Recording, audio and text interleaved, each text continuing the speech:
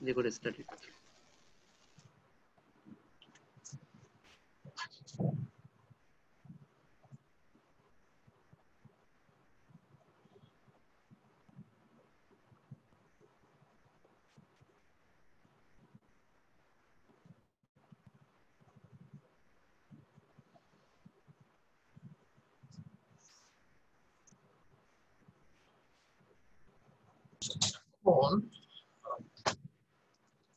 হ্যাঁ, তোমাদের এখানে ইলেকট্রিসিটি আর ম্যাগনেটিজম কভার করা হবে। যদি আমরা ম্যাগনেটিজমটা আসলে সময় পেলে করব, আপাতত ম্যাগনেটিজমটা বাদ রেখে ইলেকট্রিসিটিটার উপর ফোকাস করব। এখন তোমাদের কারেন্ট হচ্ছে যে যখন নেগেটিভ চার্জ মুভ করে ওইটাকে কারেন্ট বলা হয়। তোমার ইলেকট্রিসিটি বা ইলেকট্রিক্যাল সার্কিটস তিনটা খুব মানে স্যার আমরা স্ক্রিনে অ্যাকচুয়ালি দেখতে পাঁচটা। পাচ্ছি না। ও আচ্ছা আচ্ছা আচ্ছা, সরি সরি সরি, ভুলে গেছি। এবার দেখতে পাচ্ছ? জি স্যার। জি স্যার। এখন ইলেকট্রিসিটি মানে পাঁচটা টার্মের উপরে মেইনলি, মানে আমাদের যত ইলেকট্রিক্যাল সার্কিটস আছে ওইটা আসলে আমরা পাঁচটা টার্মে করতে পারি, ডেসক্রাইব করতে পারি। সেই টার্মগুলো হচ্ছে কারেন্ট, তারপরে হচ্ছে ভোল্টেজ, তারপরে হচ্ছে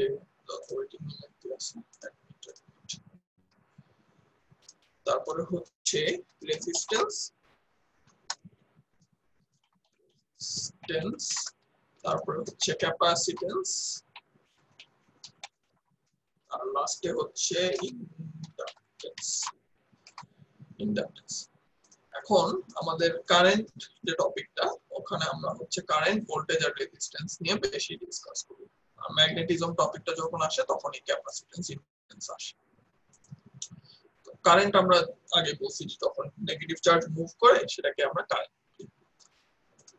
এখন যখন একটা সার্কিটে, ধরো একটা বেসিক সার্কিট আমরা আঁকি, বেসিক সার্কিট, এখানকার কম্পোনেন্ট গুলাকে কোনটাকে কি বলে ওটা বোঝাচ্ছি একটু পরে। এখন ধরো একটা ইলেকট্রিক্যাল সার্কিট আছে, এই ইলেকট্রিক্যাল সার্কিটে এটা হচ্ছে ভোল্টেজ সোর্স, ঠিক আছে? এটা হচ্ছে একটা ভোল্টেজ সোর্স।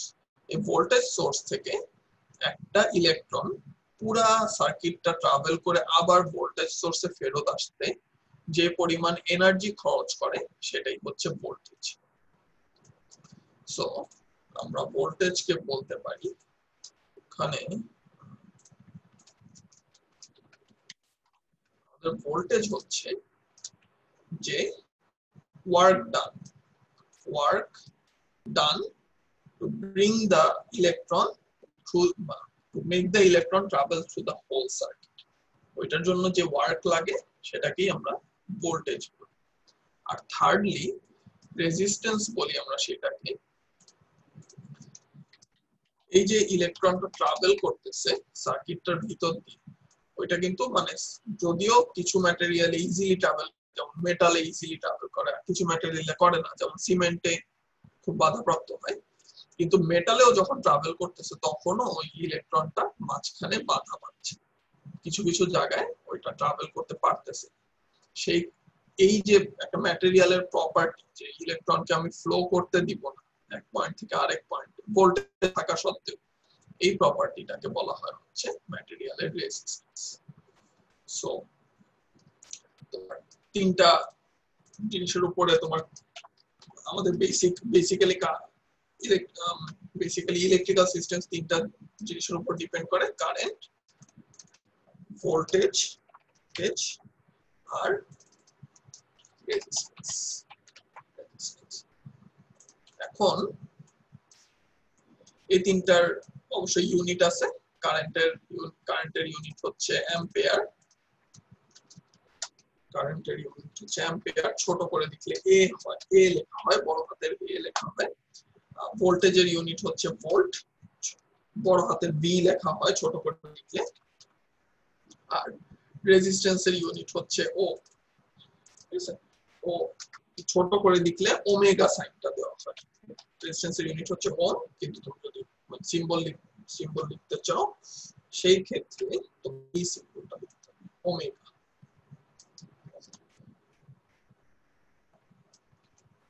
এই সিম্বলটা হচ্ছে রেজিস্ট্যান্সের সিম্বল।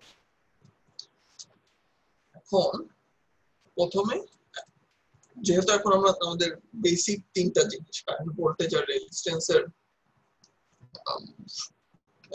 ডেফিনিশন শিখলাম, এখন আমরা যাই যে এই তিনটাকে কিভাবে রিলেট করা যায়।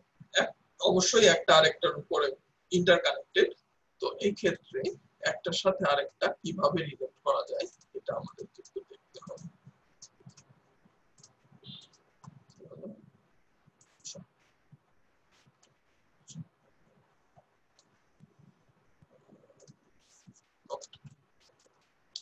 এখন আসি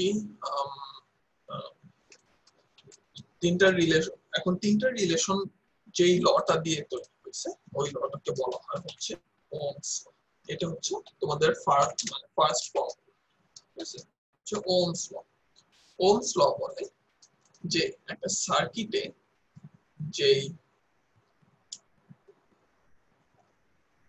সার্কিটে যে কারেন্ট ফ্লো করতেছে বা একটা সার্কিটের যে ভোল্টেজ সেটা directly proportional to the current. মানে হচ্ছে যে একটা সার্কিটে যদি বেশি কারেন্ট থাকে তাহলে ওই সার্কিটের ভোল্টেজ বেশি, একটা সার্কিটে যদি কম কারেন্ট থাকে সার্কিটের voltage com. Voltage proportional to current. এখন তোমরা অলরেডি ম্যাথস থেকে জানো যে যখনই এরকম একটা প্রপোর্শনালিটি সাইন আছে তখনই এটার সাথে একটা রেজিস্ট্যান্স ইনভলভড, সরি, তখনই এটার সাথে একটা কনস্ট্যান্ট ভ্যালু ইনভলভড। ওই কনস্ট্যান্ট ভ্যালুটা হচ্ছে রেজিস্ট্যান্স। আচ্ছা ঠিক আছে, সরি ইন্টারাপশন হলো একটু।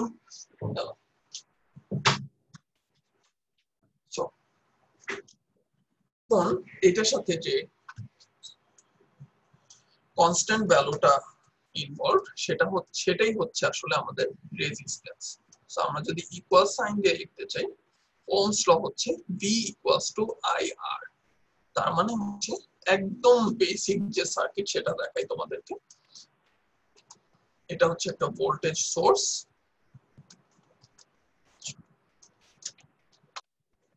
এটা হচ্ছে একটা ভোল্টেজ সোর্স মানে যেখান থেকে ভোল্টেজ সাপ্লাই দেওয়া হয়, যেখান থেকে অ্যাকচুয়াল এনার্জিটা সাপ্লাই দেওয়া হয় ইলেকট্রনগুলোকে মুভ করার জন্য। এটা হচ্ছে একটা ওয়্যার যেটার মধ্যে দিয়ে কারেন্ট ফ্লো করবে, আর এই জিগজ্যাগ লাইনটা হচ্ছে রেজিস্ট্যান্স। ঠিক আছে, যদিও একটা সার্কিটের বিভিন্ন জায়গায় রেজিস্ট্যান্স থাকতে পারে, এটা আমরা পরে পড়বো, তবু আমরা ওই রেজিস্ট্যান্সটাকে একটা রেজিস্ট্যান্স হিসেবে রিপ্রেজেন্ট করতে পারি। ঠিক আছে, এবং আমরা যখন ওই সার্কিট আঁকি আমরা ধরে নিই যে এই ওয়্যারের ভিতর দিয়ে, যদিও রিয়ালিটিতে ওয়্যারের ভিতরে কিছুটা রেজিস্ট্যান্স আছে, আমরা ধরে নিই যে এই ওয়্যারের ভিতর দিয়ে কোনো রেজিস্ট্যান্স নাই। সো আমরা যে সব জায়গায় এই সিম্বলটা নাই সেখানে আমরা রেজিস্ট্যান্স জিরো ধরে নিই। সো যেখানে খালি রেজিস্ট্যান্স সিম্বল গুলো আছে সেখানেই আমরা খালি রেজিস্ট্যান্সকে ধরে নিই। এখন এই সার্কিটটা বলে যে কোন সার্কিটে যদি ভোল্টেজ V থাকে এবং ওইটার ভিতর দিয়ে যদি কারেন্ট I ফ্লো করতে থাকে এবং এই সার্কিটটার রেজিস্ট্যান্স যদি R হয় তাহলে এই তিনটার মধ্যে রিলেশন হচ্ছে V ইকুয়ালস টু IR। ঠিক আছে, এখন আমরা যেহেতু এই টপিকটাতে অনেক কম্পোনেন্ট নিয়ে কাজ করব, সার্কিট আঁকতে শিখবো, সেহেতু সার্কিটের কম্পোনেন্ট গুলা কিভাবে, কোনটা কিভাবে রিপ্রেজেন্ট হয় সেটা একটু আমরা দেখি। এখন ওয়্যার তো একটা স্ট্রেইট লাইন, রেজিস্ট্যান্স হচ্ছে আর হচ্ছে যে কোনো জায়গায় যেখানে জিগজ্যাগ একটা লাইন অ্যাটাচ করা, মানে একটা জিগজ্যাগ যখন একটা স্ট্রেইট লাইনের সাথে অ্যাটাচ থাকবে ওইটাই হচ্ছে আর। ভোল্টেজের একটা ব্যাপার আছে, ঠিক আছে, এটা হচ্ছে ভোল্টেজ সোর্স। এখন আমি দেখাই যে ভোল্টেজ সোর্স দেখতে কিরকম হয়। আচ্ছা দেখি,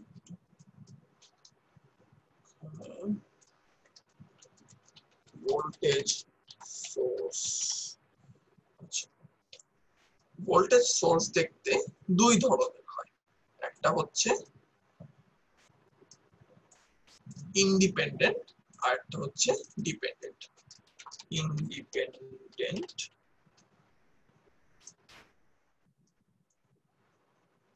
আর একটা হচ্ছে ডিপেন্ডেন্ট। এগুলো তোমরা আপাতত লিখে রাখো, আমরা যখন এই ডিপেন্ডেন্ট ইন্ডিপেন্ডেন্টের টপিক গুলো যখন আসবে আমরা আরো ডেপথে যাব। ইন্ডিপেন্ডেন্ট ভোল্টেজ সোর্স বুঝতে পারতো যে ভোল্টেজ সোর্স একটা সলিড ভ্যালু থাকে। সলিড ভ্যালু বলতে যে আমি যদি 5 ভোল্ট বলি ওইটা সার্কিটে 5 ভোল্টই, যদি 6 ভোল্ট বলি ওইটা 6 ভোল্টই, ওইটাকে বলি independent voltage source. Dependent voltage source হলো গিয়ে ওইটা ওই একই সার্কিটের মধ্যে অন্য কোনো একটা ভ্যালুর উপর ডিপেন্ড করে, কারেন্টের উপরেও ডিপেন্ড করতে পারে, রেজিস্ট্যান্সের উপরেও ডিপেন্ড করতে পারে, কিন্তু ওইটা কোনো সলিড ভ্যালু না। তুমি যে অন্য আরেকটা জায়গায় যে ভ্যালু সেট করবা ওইটার উপর ডিপেন্ডেন্ট ভোল্টেজ সোর্স ডিপেন্ড করবে। এই ক্ষেত্রে আমাদের ইন্ডিপেন্ডেন্ট ভোল্টেজ সোর্সের সিম্বল তো দেখলাই, সেটা হচ্ছে একটা গোল এবং একদিকে প্লাস আর একদিকে মাইনাস দেওয়া। এখন একটা সার্কিটে যখন একটা সার্কিটে ভোল্টেজ একটা ভোল্টেজ সোর্স বা একটা কারেন্ট সোর্স থাকতেই হয়, কারণ না হলে এনার্জিটা আসবে কোথা থেকে, ইলেকট্রিসিটি সাপ্লাই করা। সো এই ভোল্টেজ সোর্স হচ্ছে আমরা যখন কারেন্ট করি, একটা ভোল্টেজ সোর্স থেকে কারেন্ট কিভাবে ফ্লো করতেছে এটা নিয়ে যদি কথা বলি, তাহলে সবসময় কারেন্ট এমিট করবে এই পজিটিভ সাইড থেকে, তার মানে বের হবে হচ্ছে পজিটিভ সাইড থেকে, এবং এটা ঘুরে সবসময় শেষ হবে এই নেগেটিভ সাইড। ঠিক আছে, কারেন্ট সবসময় পজিটিভ থেকে নেগেটিভে ফ্লো করে, এটা কনভেনশন।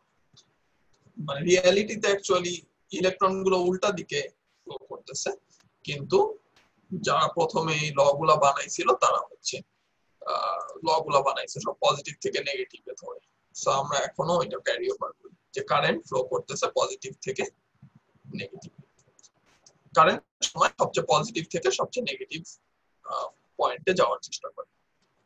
তো এই গেল হচ্ছে তোমাদের ডিপেন্ডেন্ট সোর্স। নেক্সটে আসি আমরা ইন্ডিপেন্ডেন্ট সোর্স। ডিপেন্ডেন্ট সোর্স দেখতে কেমন হয়? ডিপেন্ডেন্ট সোর্স একই, ডিপেন্ডেন্ট ভোল্টেজ সোর্স, সেই ক্ষেত্রে খালি গোলের জায়গায় একটা কোণ থাকবে এবং কোণের দুই পাশে দুইটা অ্যাটাচমেন্টের জায়গা থাকবে, এটাকে বলে ডিপেন্ডেন্ট ভোল্টেজ সোর্স। ঠিক আছে, ইন্ডিপেন্ডেন্ট হলো কি কোনো সলিড ভ্যালু থাকে, ধরো 5 ভোল্ট হতে পারে, 6 ভোল্ট হতে পারে। আর ডিপেন্ডেন্ট ভোল্টেজ সোর্স হলো ধরো 5 আর লেখা থাকবে, যেখানে আর হচ্ছে কোন একটা রেজিস্ট্যান্স, অথবা 7i লেখা থাকবে, 7i1 হচ্ছে অন্য কোন জায়গায় কোন একটা কারেন্ট। তো এই হচ্ছে ডিপেন্ডেন্ট এবং ইন্ডিপেন্ডেন্ট ভোল্টেজ সোর্স।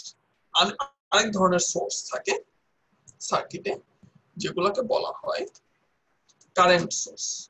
ঠিক আছে, কারেন্ট সোর্স দেখতে কিরকম হয়?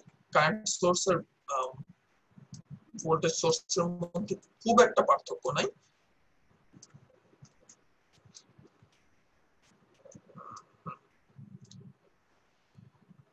ভোল্টেজ সোর্স যেরকম দুই ধরনের, কারেন্ট সোর্স একই, কারেন্ট সোর্স দুই ধরনেরই হয়, একটা হচ্ছে ইন্ডিপেন্ডেন্ট কারেন্ট সোর্স আর একটা হচ্ছে ডিপেন্ডেন্ট কারেন্ট সোর্স।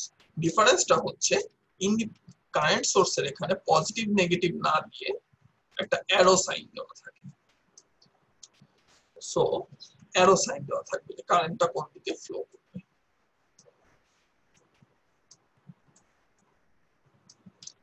আগের বারের মতোই এই কারেন্ট সোর্স একটা মানে একটা সলিড ভ্যালু দেওয়া থাকবে, যেমন ধরো 4 অ্যাম্পিয়ার দেওয়া থাকলো, তার মানে যত কিছুই হোক এই সোর্স থেকে সবসময় 4 অ্যাম্পিয়ার কারেন্ট প্রডিউস হয়।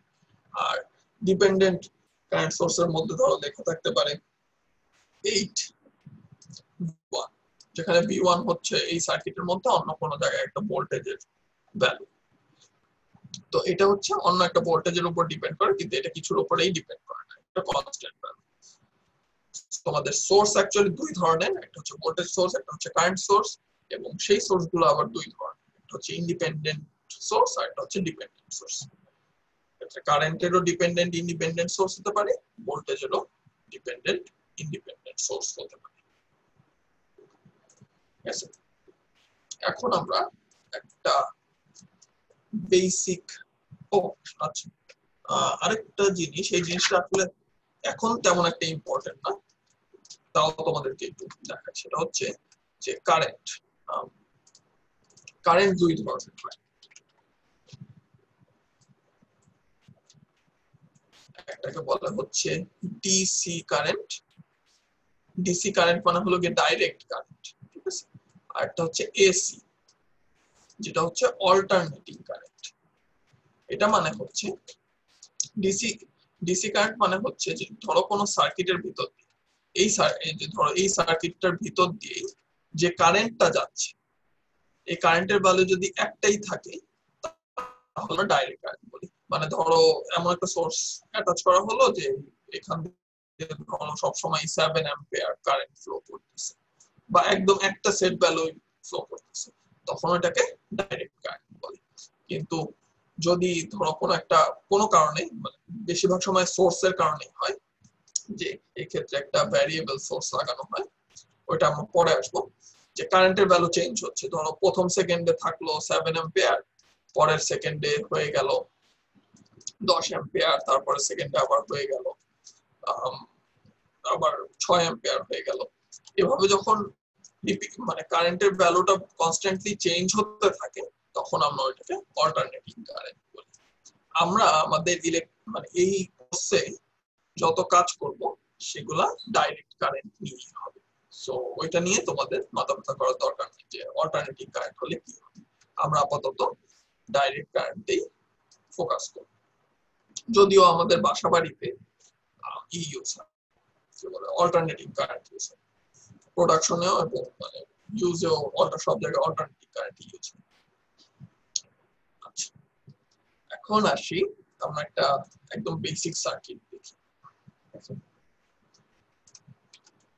তো আমাদের বেসিক সার্কিট হচ্ছে, ধরো আমাদের বাসায় ফ্যান, ঠিক আছে। আমাদের বাসায় যে ইলেকট্রিক্যাল ফ্যান ইউজ করি,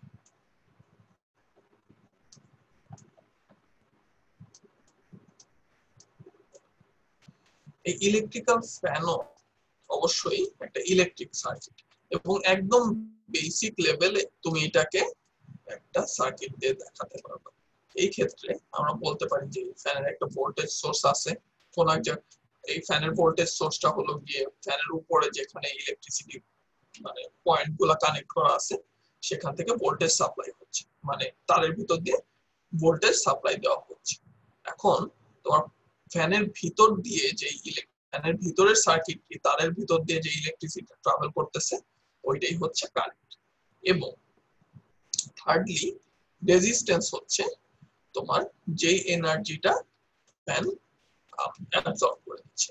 রেজিস্ট্যান্সের একটা মানে ইম্পর্টেন্ট প্রপার্টি হচ্ছে যে আমরা যেসব ইলেকট্রিক্যাল ডিভাইস দেখি, ওইটা তো কোনো একটা মানে ইলেকট্রিক্যাল এনার্জিটাকে কনজিউম করেই তারপরে চলে। ইলেকট্রিক্যাল এনার্জিটা কনজিউম করে ওইটাকে অন্য কোনো একটা কাজ করে। যেই এনার্জিটা কনজিউম হচ্ছে সেটাকে আমরা রেজিস্ট্যান্স হিসেবে সিগনিফাই করতে পারি, ঠিক আছে। সো অ্যাকচুয়ালি তোমার ফ্যান যে কাজ করতেছে, ওই যেই এনার্জিটা লুজ করতেছে, মানে ভোল্টেজ যে এনার্জিটা ফ্যানটাকে চালাতে লুজ করতেছে, ওইটা একটা বাধা দিচ্ছে, এবং ওই বাধাকেই আমরা রেজিস্ট্যান্স বলি। তো এখন আমরা এই সার্কিটটাতে ধরো একটা V = IR ফর্মুলা অ্যাপ্লাই করে দিচ্ছি। ধরো এখানে আমাদের 200 তাহলে 10 ভোল্ট দেওয়া হবে, ঠিক আছে। এবং রেজিস্ট্যান্স রাখা হলো হচ্ছে 5 ওহম। তোমরা কি কেউ মানে এই ক্লাসের উপর বেস করেই বলতে পারবা যে এখানে কারেন্ট কত এই সার্কিটটাতে?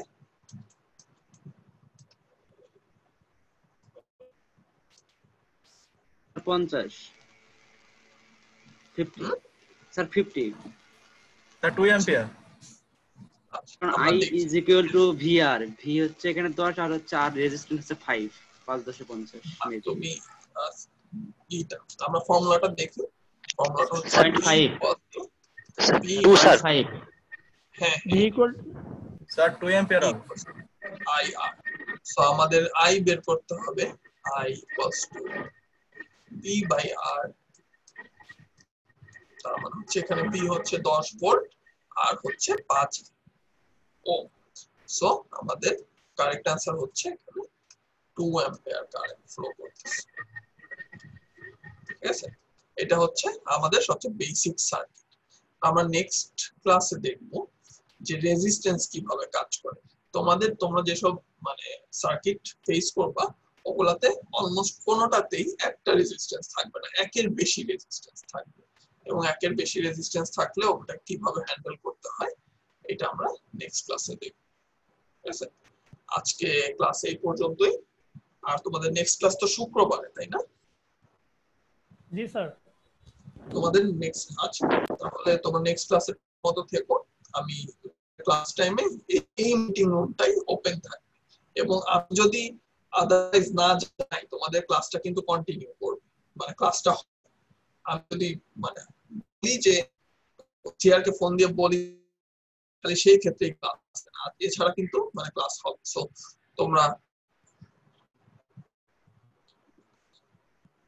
স্যার আপনার স্ক্রিনটা একটু ছোট করবেন, একটা স্ক্রিনশট নেব স্যার সার্কিটগুলো। আমি তো এটাকে পিডিএফ করে তোমাদেরকে দিই, যাই হোক তুমি নিতে পারো। এই যে কোর্স অনেকগুলা প্যানেল আছে, তো সবগুলা পাওয়া কিনা যায়।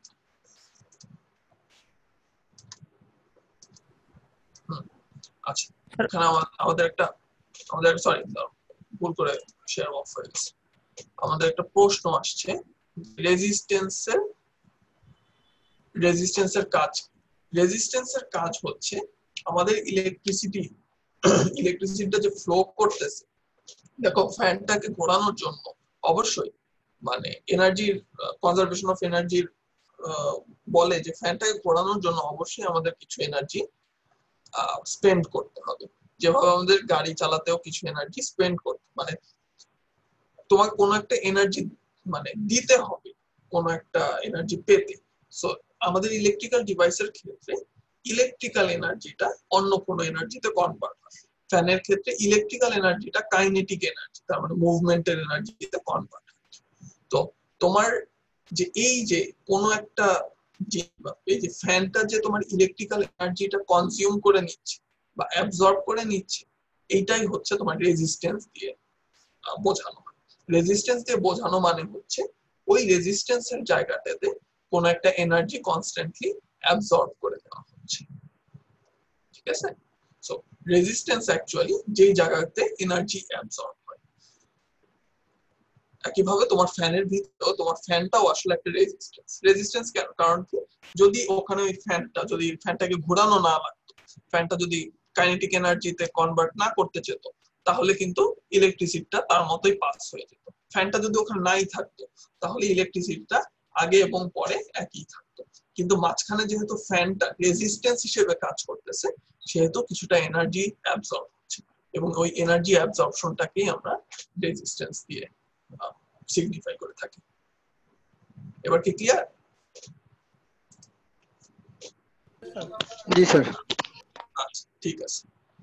তো তো আর কারো যদি প্রশ্ন থাকে তোমরা ক্লাসরুমে এটা একটু পোস্ট করে দিও, আর আমরা নেক্সট ক্লাসের রেজিস্ট্যান্স নিয়ে আরো আলোচনা করব।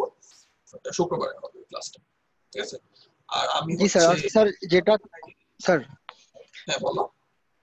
স্যার যেটা আজকে আমরা করলাম সেটাতে যদি কোনো ল্যাগিংস বা কোনো প্রবলেম থাকে সেটা তো অবশ্যই ওখানে করবো, সেটা তো পরবর্তীতে সলভ তো অবশ্যই করে দিবেন। হ্যাঁ হ্যাঁ, অবশ্যই ক্লাসরুমে তুমি আমরা ওই কোশ্চেনগুলো যেগুলো ক্লাসরুমে আসে আমরা নেক্সট ক্লাসে কি করব অ্যাড্রেস। আর আপনি কি বলো। স্যার একটা কোশ্চেন করা ছিল। হ্যাঁ হ্যাঁ বলো। স্যার আজকে আপনি যে ক্লাসগুলো নিয়েছেন, যে থিওরিগুলো আমাদেরকে এতক্ষণ পড়ালেন, আমরা যদি পরবর্তীতে নিজে ট্রাই করে যদি একটু প্রবলেম হয় পরে ক্লাসে যদি আপনাকে কোশ্চেন করি তাহলে কোশ্চেন অ্যান্সারটাকে আমরা পাবো স্যার?